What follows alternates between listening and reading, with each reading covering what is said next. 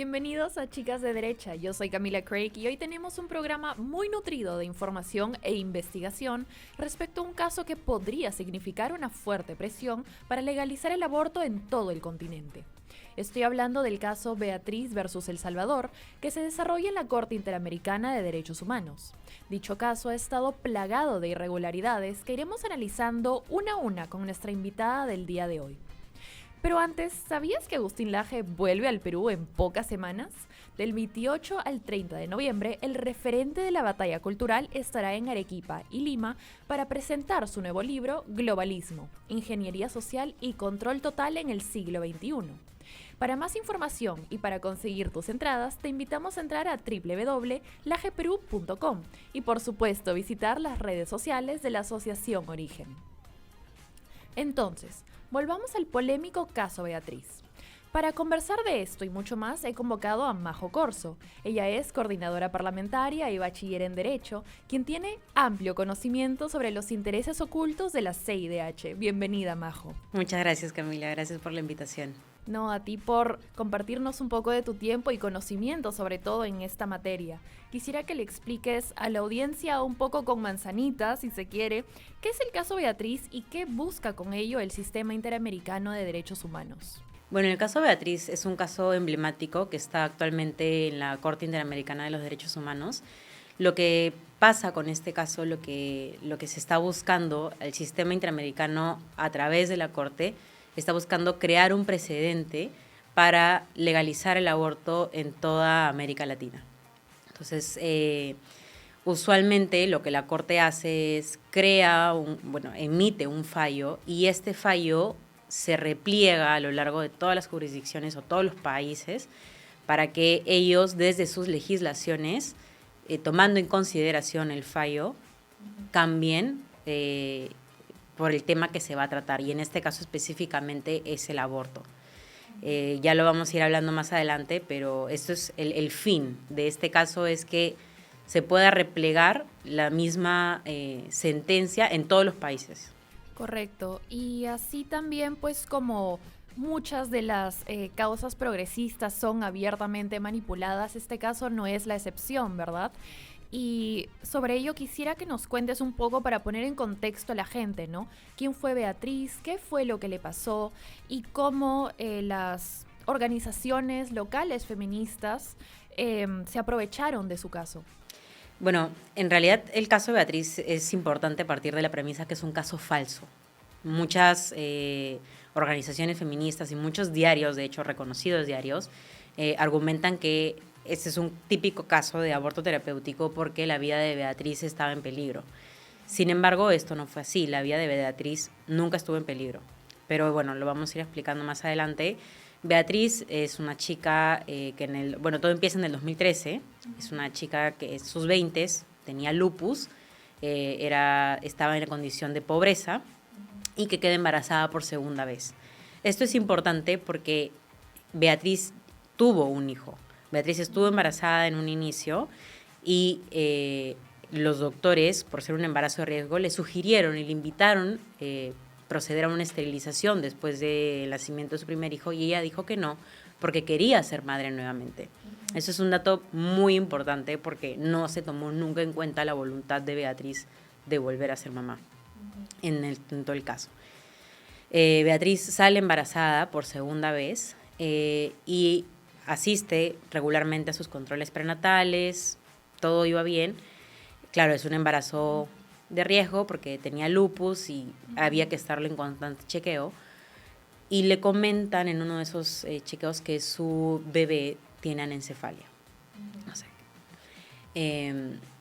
Ella sigue con el proceso, pero ahí es donde entran las organizaciones feministas y la presión del sistema internacional para que ella pueda acceder al aborto. Claro, y sobre todo, perdón que te interrumpa, la desinformación que indujeron en ella también fue calificada por varios activistas como una especie de maltrato psicológico, ¿verdad? Porque le hicieron creer que la condición de su hija, que es una condición médica que sí, obviamente baja la esperanza de vida de esta niña una vez que nace y todo lo demás, Pero no es que su vida estaba en inminente peligro y que tenía que escoger entre ella y su hija. Claro, efectivamente, no solamente presión psicológica hacia ella, doctores que no habían visto el caso también se pronunciaron al respecto y los propios médicos que sí atendían a Beatriz, que estaban en El Salvador y que atendieron su caso desde que ella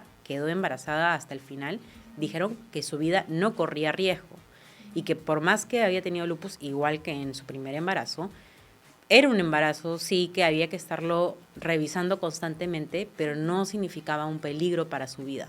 De hecho, constan 150 anotaciones en el expediente en donde los mismos médicos y su médico principal, Rafael Barahona, señala que su vida nunca estuvo en peligro.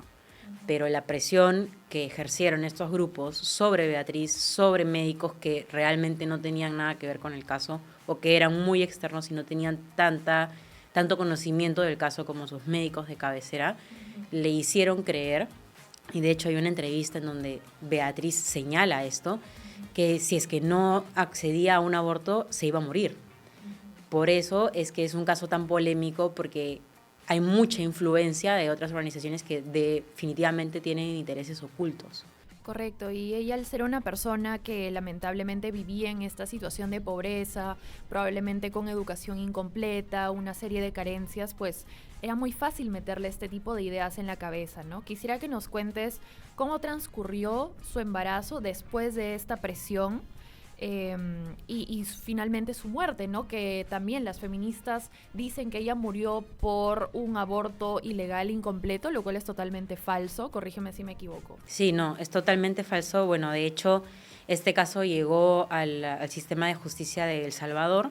Se lo niegan el aborto terapéutico porque definitivamente su vida no estaba en peligro. El sistema judicial comprobó con las pruebas que se presentaron en el caso que realmente esto no era así y era simple especulación de parte de estas organizaciones. Y posteriormente a Beatriz se le decide adelantar la cesárea. No se le realiza un aborto. ¿Por qué se adelanta? Porque encontraron que había una cicatriz mal curada de su primer embarazo. Por eso deciden adelantar el parto para que evitar algún tipo de complicación en el futuro. Claro. Adelantan el parto, Beatriz tiene su hija, Leilani, recibe muchísimo amor por parte de su madre y a las pocas horas fallece por su condición de anencefalia. Posteriormente a esto, hay un vacío. Las organizaciones feministas desaparecen, ya Beatriz no es tan importante porque no lograron su cometido y la dejan el caso. Pero Beatriz, de hecho, tiene entrevistas en donde señala que está feliz de por lo menos tener un lugar en donde llorar a su hija. Se nota que Beatriz quería ser madre, quería a su hija y no quería realmente matarla. Bueno, sigue el caso, Beatriz sigue con su vida, se recupera, va a sus controles progresivamente y termina siendo dado de alta. 4 años después, en el 2017, Beatriz fallece, pero no fallece a causa del adelanto de la cesárea o del embarazo en sí, ni porque se haya practicado un aborto ilegal, porque no te puedes practicar un aborto ilegal 4 años después de que ya nació. Beatriz fallece en un accidente de moto. Pero lo maquiavélico de este caso es que estas organizaciones trataron de vincular su muerte a la falta de acceso al aborto terapéutico. Claro, y es desde ahí donde lo están impulsando como una especie de caso emblemático e históricamente injusto, ¿no? Para reivindicar la memoria de esta mujer cuya realidad no fue nada como la pintan las organizaciones feministas, ¿no? Ahora, del punto de vista más, como tú lo mencionabas, maquiavélico, incluso económico por parte de los intereses, hay varios activistas que han denunciado una suerte de conflicto de interés entre la Corte Interamericana o la Comisión Interamericana también y los financistas, ¿no? Ya que se sabe que hay organizaciones multimillonarias que están financiando tanto a la Comisión y a la Corte como a las ONGs peticionarias de este caso, que son las que impulsan este caso para legalizar el aborto. ¿Qué nos puedes comentar respecto a ello? Sí, todo eso es verdad. De hecho, el Global Center for Human Rights tiene un informe muy extenso sobre todo el dinero que ingresa al Sistema Interamericano de los Derechos Humanos. Y es muy gracioso porque realmente sí se nota cuando una organización obedece una agenda o ciertos fines. Entonces, cuando verificas quiénes financian el Sistema Interamericano, te vas a encontrar con Open Society, Fundación Ford, Save the Children, Planned Parenthood, IPAS. Entonces, te das cuenta que todas estas organizaciones tienen un solo fin, y es poder legalizar el aborto para poder hacerlo comercial, porque todas tienen un interés detrás de ello. Entonces, no es poco dinero, son $185 millones de lo que estamos hablando. Demasiados ceros, gente. Demasiados para ponerlos en pantalla, pero trataremos. Es muy, muy grave lo que está sucediendo aquí. Y claro, es como decir, la persona, una de las partes de las que van a juicio, le paga al juez para que no lo favorezca. Entonces, te queda esa curiosidad de realmente, o ese cuestionamiento de si realmente no están favoreciendo a este tipo de organizaciones, a pesar de que les han dado una generosa donación. Exacto, ¿qué imparcialidad podemos creer que hay ahí, cierto?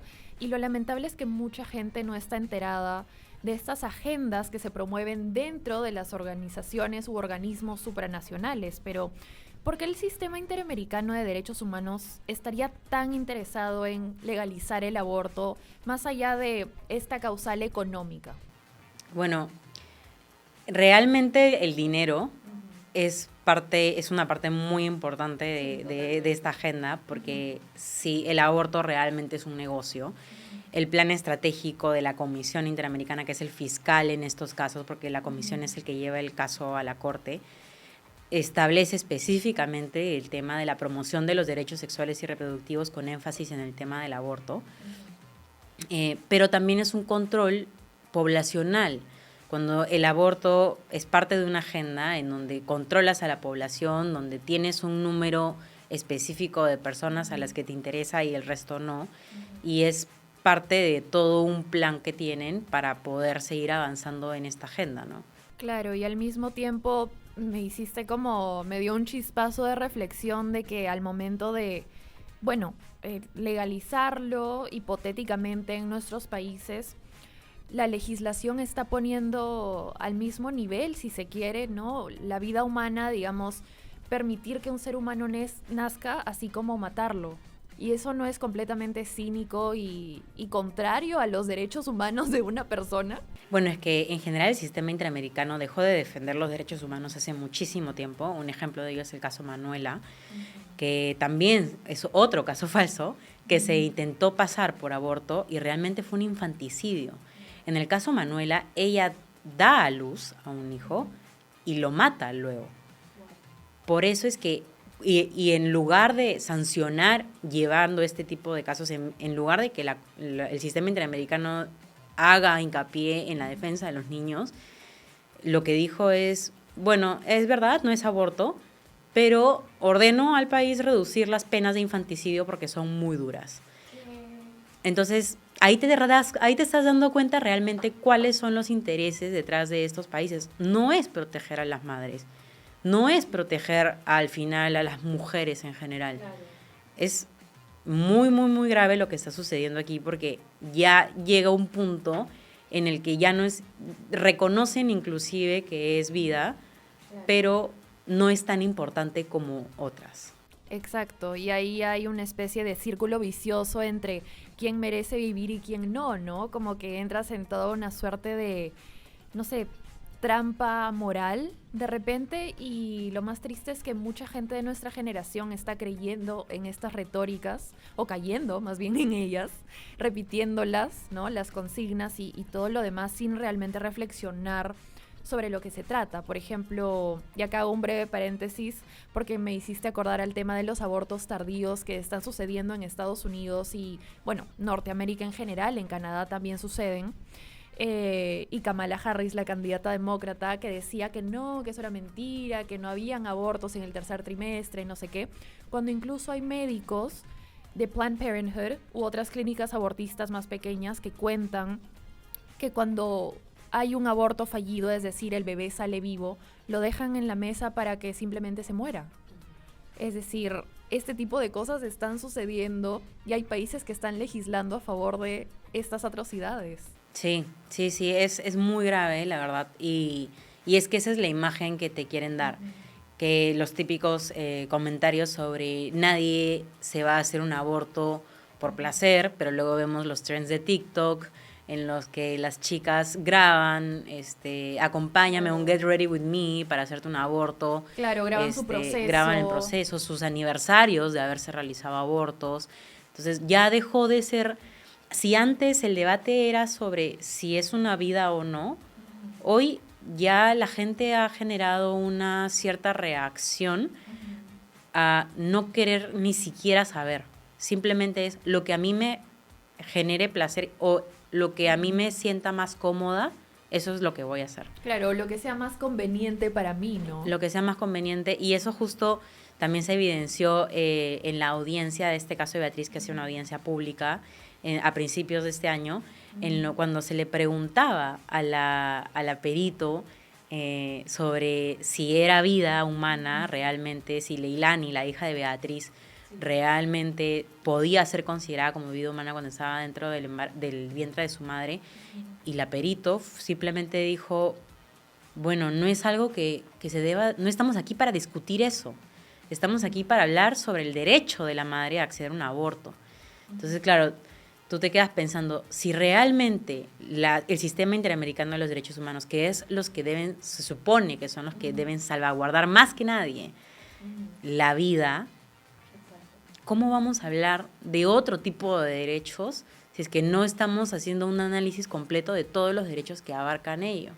Exacto, siendo la vida supuestamente el primer derecho al que debería poder acceder un ser humano, ¿no? Sí, bueno, si no tienes vida, los otros derechos, uno no es más importante que el otro, todos los derechos son igual de importantes, pero si es que no tienes uno, pues no se te van a poder aplicar los otros. Exacto, tal cual. Ahora, tengo entendido que todavía la Corte no ha emitido una sentencia, digamos, contundente, efectiva sobre este caso, pero ya sabemos cómo va a legislar la Corte. En el caso de que se publique, ¿qué se viene para el Perú? ¿Qué postura debería tomar el Perú al respecto?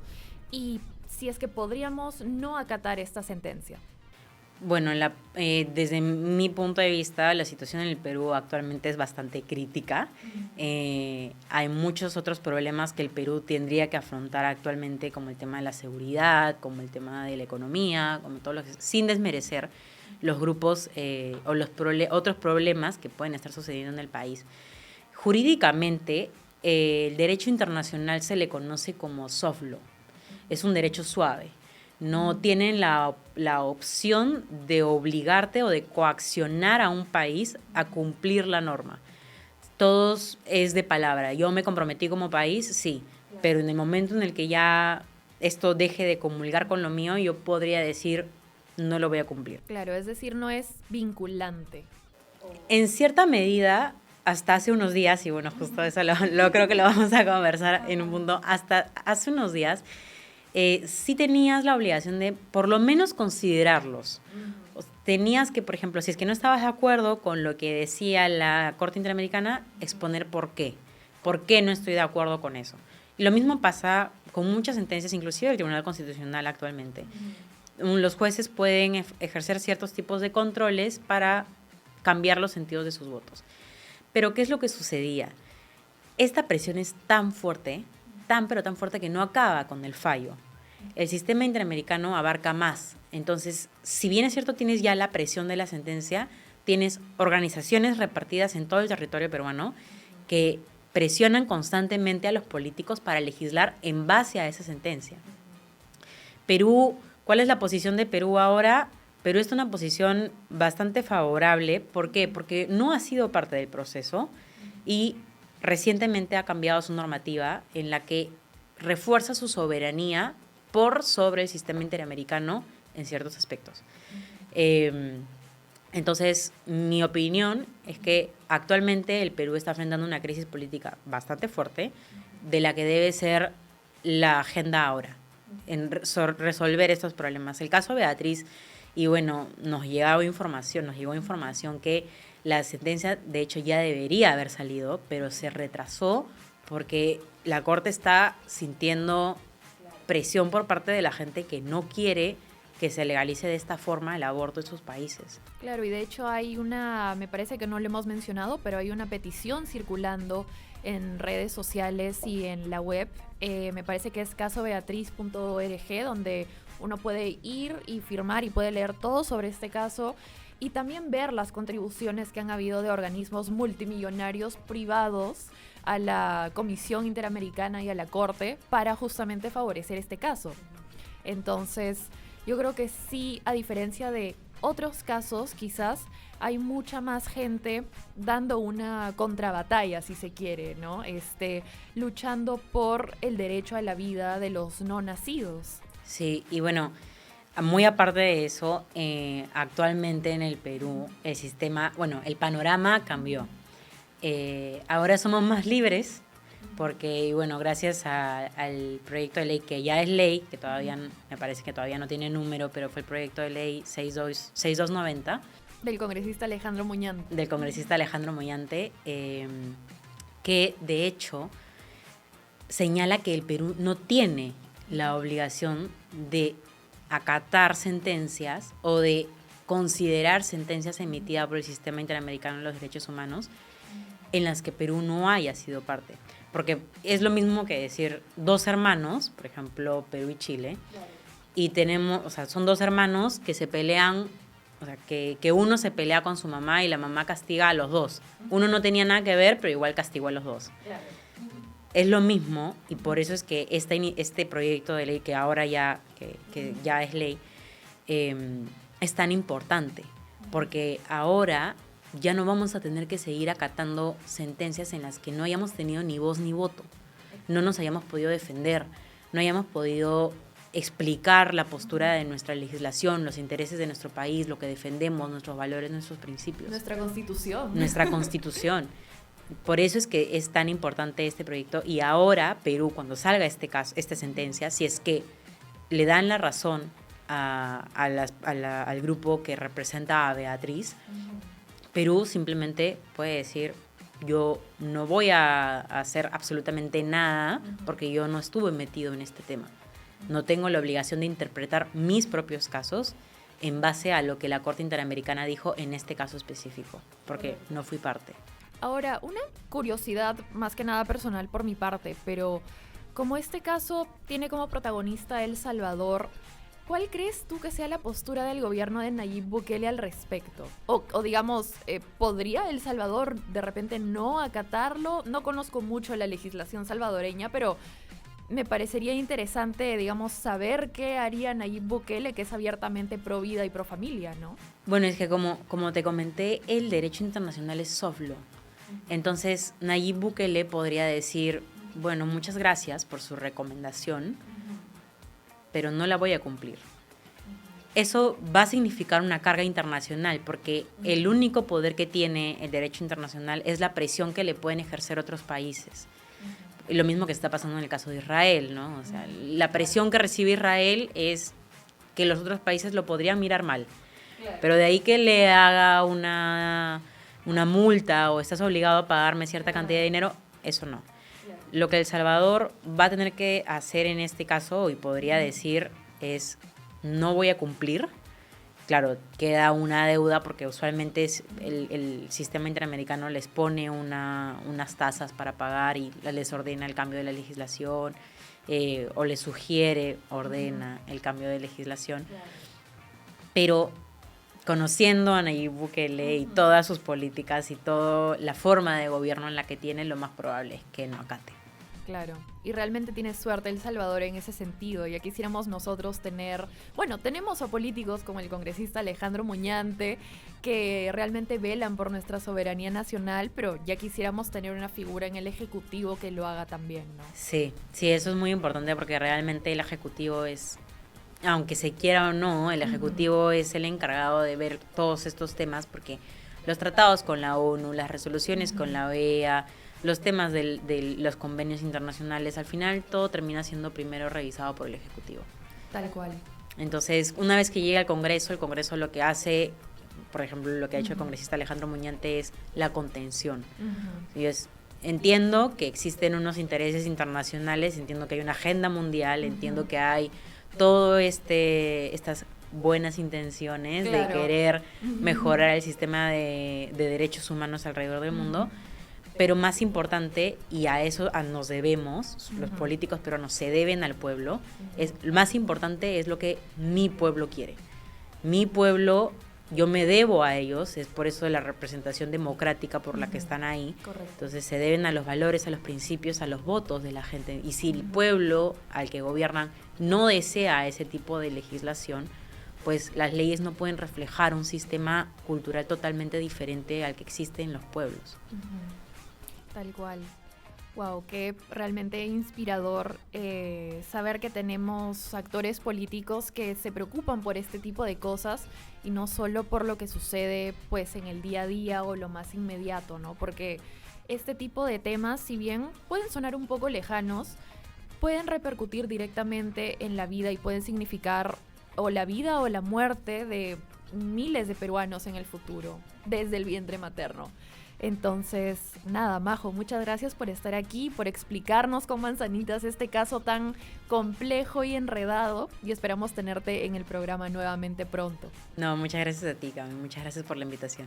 Y estaremos atentos a la sentencia que ya debería haber salido de la Corte Interamericana de Derechos Humanos. Déjenme en los comentarios si les gustó el episodio, de qué les gustaría que hablemos en futuras ediciones, y nada, no se olviden de suscribirse, comentar y compartir. Hasta la próxima.